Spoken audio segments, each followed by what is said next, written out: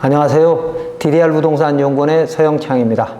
이번 시간은 현황도로 공도 만들기 제9장 건축법 제45조 조례도로를 활성화해서 공도로 만들면 주민들 간의 분쟁이 해소될 것이다. 건축허가에서 조례도로란 현황도로 소유자의 사용승낙 없이 건축위원회 심의를 거쳐 건축법 도로로 지정할 수 있는 도로를 말하는데, 1934년부터 모든 건축허가에서 그 진입로는 건축법 도로가 되어야 하는 것이 원칙인데 수많은 예외가 있었습니다.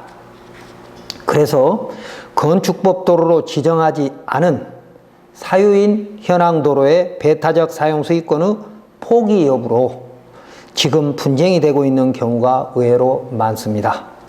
그러므로 법령의 미비로 생긴 다음과 같은 현황도로는 국토부와 지자체가 지금 적극적으로 조례도로로 만들어 가야 할 것입니다. 예를 보겠습니다. 첫 번째, 건축법보다 상위인 주택법에 의해서 만들어진 아파트 내외의 도로가 배타적 이용이 되지 않고 주민들이 사용하고 있다면 그 사유인 현황도로는 건축법 도로로 지정이 되진 않았지만 공도로 모아서 지금 사용승낙을 요구하면 안 됩니다. 그림을 보시면 지금 테니스장이라고 표시된 곳이 사유지인데 이것에 건축허가를 넣으려고 했더니 도시계획 예정도로가 사유지인데 이 사유인 도시계획 예정도로에 사용승낙이 필요하다고 하는 것입니다.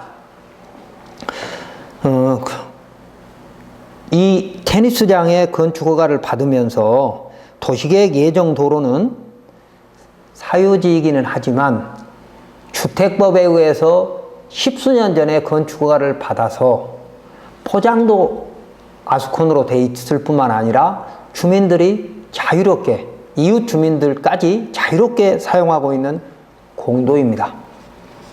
그래서 사용락을 요구하면 안 되는 것이죠. 왜냐하면 1980년대 주택건설 촉진법에 의해서 만들어진 이 아파트 단지 내 도로가 동서남북으로 단지 외곽 도로와 연결되어 있고, 지금 단지 내 도로를 도시계획 시설로 결정하였다면 그 단지 내 도로는 이미 공도이기 때문이죠. 두 번째, 대법원 판례에 의하여 해당 건축물의 출입에 지장이 없다고 인정되는 경우에 해당되는 대표적인 사례는 그림과 같은 하상도로입니다. 이 하상도로는 허가청에서 이 도로로 건축허가를 할 때 이 도로로 이미 지난 건축허가 때 진입로가 됐으므로 지금 통행에 지장이 없다고 봐야 한다는 것입니다.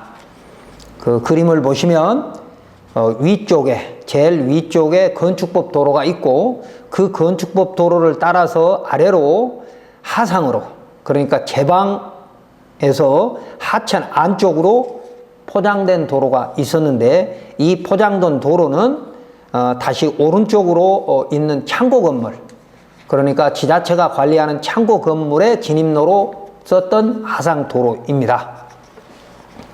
그래서 지금 허가를 신청하려고 하는 왼쪽에 허가 신청지, 대지는 접도가 충분하다고 봐야 되는 것이죠.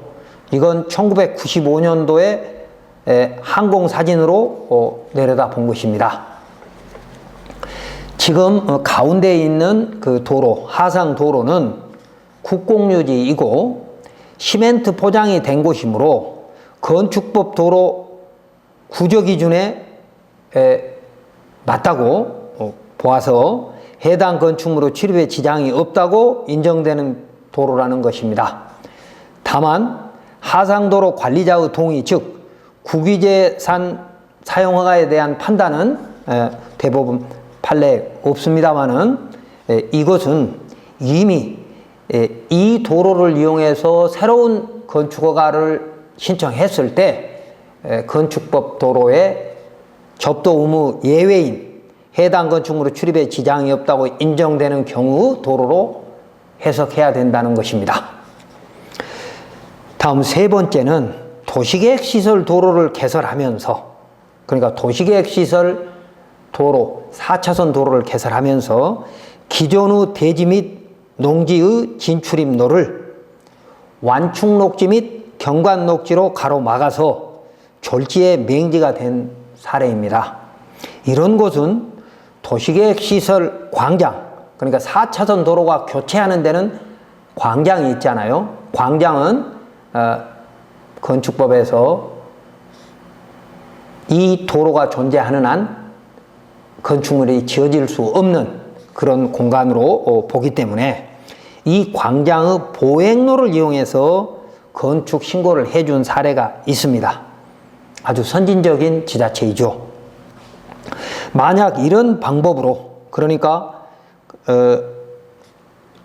4m 이상의 도로에 2m 이상이 접해야 된다라고 하는 기본적인 건축법 기준에 맞지는 않지만 기왕의 도로에서는, 기왕의 대지는 도로에 접도하고 있었는데 도시계획시설 4차선 도로를 개설하면서 기존의 대지 또는 농지가 맹지가 돼버린 그런 사례라고 이기 때문에 이런 방법으로라도 건축 신고를 수리해 줬어야 된다는 것입니다.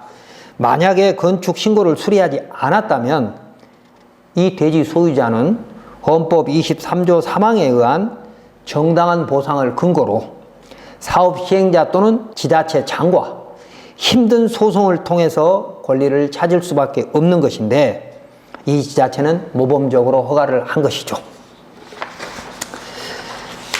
다음 네 번째, 대형 건축허가 및 개발행위 허가를 하면서, 체육시설 허가를 하면서 기존의 마을길이 없어져서 그 마을길로 통행하였던 기존의 건축물 및 토지가 맹지가 되어버렸다면 그 책임은 누가 져야 하는 것일까요? 이 그림에 보시면 1976년도에 촬영된 항공사진입니다. 가운데 1번이라고 표시된 곳이 왼쪽이 대형 건축물, 오른쪽이 체육시설 개발행위 허가 신청한 곳입니다. 그렇기 때문에 대형 건축물과 오른쪽 체육시설이 만들어질 때 개발행위 허가를 하면서 이 도로에 대한 100년이 넘는 이 도로에 대한 대체도로를 만들었어야 하는데 당시 도시가에서는 어떤 식으로든 개발행위 허가를 해주면서 대체도로를 확보했겠죠. 그러나 지금 건축과와 도시과가 공조하지 않으면서 새로 생긴 2차선 도로가 사유이므로 건축과는 사용 승낙이 필요하다고 한 사례입니다. 1970년대 항공사진을 보니까 100여 년이 넘는 이 마을길을 사업 시행자가 2차선 도로로 확장하면서 지자체 도시과로부터 형질 변경 승인을 받았을 텐데 도시과가 당시 대체도로 확보한 근거를 제시하지 않고 있어 건축과는 지금 허가 신청하는 사람에게 사용승낙이 필요하다고 하고 있는 것이죠. 이거 잘못된 것이죠. 이런 것을 조례도로로 지정해야 한다는 것입니다. 다음 다섯 번째, 한 필지에 5채의 건축물이 있었는데 2008년 법원이 명의신탁 해지를 이유로 이 한 필지를 5필지로 분할하고 소유권 이전을 각 건축물 소유자에게 해 주었는데 그 내부에 있는 현황 도로는 일반 공중의 통행로이므로 5채 소유자에게 나눠줄 수 없고 원소유자 명의로 그냥 둘 수밖에 없었다는 것이죠. 그림을 보시면 가운데 부분에 있는 까맣게 짙게 칠해져 있는 것이 5필지로 나눠져 있는 걸 알 수 있을 겁니다. 그런데 그 가운데 파란색의 대지에 지금 신축을 하려고 했더니 그 노란색이 현황도로입니다. 80년이 넘은 현황도로요. 노란색 현황도로의 너비가 입구 쪽은 약 8m 정도이고 골목 안으로 들어갈수록 점점점 작아져서 2m밖에 안 되는 곳도 있습니다. 그런데 어쨌든 법원이 이 현황도로는 일반 공중의 통행로이기 때문에 5사람 앞으로 소유권 이전을 못 해주고 원소유자 앞으로 그냥 남겨둔 것이었거든요. 그런데 이런 현황도로가 사유지이기 때문에 이런 현황도로 소유자의 사용승낙이 필요하다면서 이 파란색 건축 허가를 불허하겠다고 사용승낙을 받아오라는 보안명령을 내린 지자체가 있습니다. 법원 판결이 2개나 있는데도 말입니다. 분할 판결과 그리고 점유취득시효 판결에 똑같이 일반 공중의 통행로라고 판결을 하였습니다. 그렇기 때문에 원소유자의 배타적 사용수익권은 당연히 없어진 것이고 이 도로는 처분 권한만 살아있는, 그러니까 배타적 사용수익권은 이미 공도가 돼버린 그런 도로임이 명백한 것이죠. 이런 도로는 건축법 도로로 만들어야 되는데 지자체 건축조례가 또 해당 안 된다고 하면서 못하고 있는 겁니다. 다음 6번째, 비도시 미연지역은 건축법 44조에서부터 47조가 적용되지 않으므로 지금 한 필지의 큰 땅을, 그림에 보시면 노란색입니다. 노란색의 큰 땅을, 여기는 이제 계획관리지역이니까 비도시 지역이고 행정구역은 미연지역입니다. 4차선 도로에서부터, 오른쪽 4차선 도로에서부터 4m 이상의 폭의 현황 도로를 타고 들어가 가지고 이 노란색의 필지를 7명이 나누어서 전원주택 부지로 만드는 겁니다. 그랬는데 그 가운데 있는 그 빨간색의 내부 도로를 7명의 소유자에게 넘겨놨을 때 7명이, 그러니까 지분 등기를 7명한테 했다 하더라도 7명이 모두 건축을 지으면 건축할 때 이 진입로도 도로로 형질 변경 허가를 받고 지목도 도로로 바뀌면 문제될 것이 없습니다만 지금은 이 안에 건축이 2채밖에 안 지어집니다. 그러면 나머지 5채의 건축이 지어질 때 이 도로는 나머지 5사람한테 또 사용승낙을 받는, 그러니까 형질 변경은 7명 모두가 되어야 형질 변경이 되는 것이기 때문에 이런 불편함이 존재하는 것이죠. 그래서 이런 도로는 건축허가 때 건축법 도로로 지정을 못하는 것이 원칙이지만 소유자 7명 모두가 동의를 하면 건축법 도로로 지정할 수 있습니다. 그래서 이 필지를 7명이 지분 등기로 갖고 있는 것보다 건축법 도로로 지정을 해서 공도로 만드는 것이 나중에 분쟁을 막을 수 있다는 겁니다. 즉 배타적 사용 수익권에 대한 분쟁을 대비해서 지금 건축법 도로로 지정하려는 이용권을, 그러니까 배타적 이용권을 스스로 제한하려는 사례입니다. 이런 도로는 뭐 건축법 도로로도 지정이 가능할 수 있는 거고요.